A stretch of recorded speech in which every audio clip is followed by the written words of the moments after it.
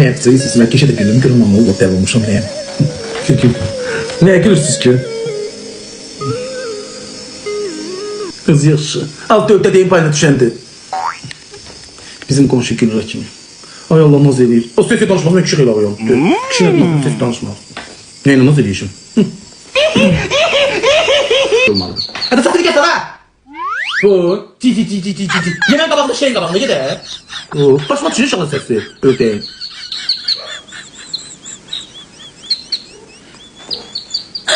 Bir değilsin. Kimin bir sesiniz var iyi? Oh my god. Kız tapabilmem mi kız? Bir rayon kızı, iki kızı tapabilmem. Buradan beni yığılar, hamısı bezeli düzeyli olur. Onlardan hamısı pirime yığılır. Niye bilmirəm ki? Elmə eridi, qolma eridi, şikəstəm. Niye bilmirəm ki? Arvad yedizdirə bilməyəcəm, arvad saxlaya bilməyəcəm.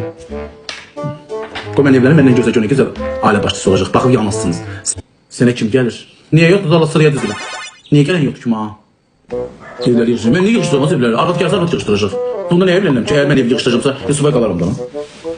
Arvad gəlir evində yığışdıracaq, mənə baxacaq. Cavan yığı 35 və 40 yaşında xala gəlir. Xeyr. Sən elə bil. Vallahi arvad saxlayan deyirsən. Vallahi arvadı saxlayanam. Elə saxlayacağam nətər. Neysə arvad nətər saxlayırlar. Arvad paltarına xoşbəxt olmur. Mən evlənərəm. Vallahi bu dəqiqə desəm ki, qızlar qoşulur misafirə.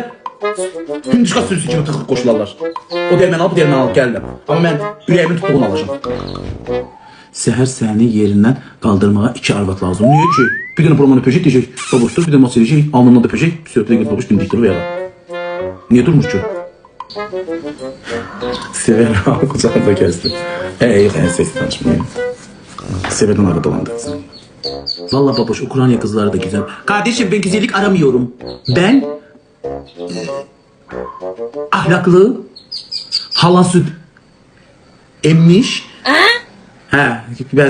Halan süt emmiş. Sersakoya 40 efsane böyle bir ceza vereceğim. Diyeceğim geçin inek tapsın, niye bakıda inek çoktu. Diyeceğim ineğin memelerini sabunlasın, temiz olsun, ağzını salsın, emsin. Sütü de, yine pişmiş sütü olsun, çiğ sütü. Allah'ım olsun. Ağzını salsın, memelerini emsin. Göstereyim. Vallahi yine pişmiş sütü olsun, çiğ sütü olsun. Göndereceğim bir ineğe. İneğe olanlar varsa benden əlaqə saxlasın. Sersakla size gelir. Niye fırlıyorsun Kamil ya? İnek sütü fırlamalıdır ki. Yusun da memesini. Düşürülmez. Az kiraz. Düşürülmez. Düşünüyorum cezadır.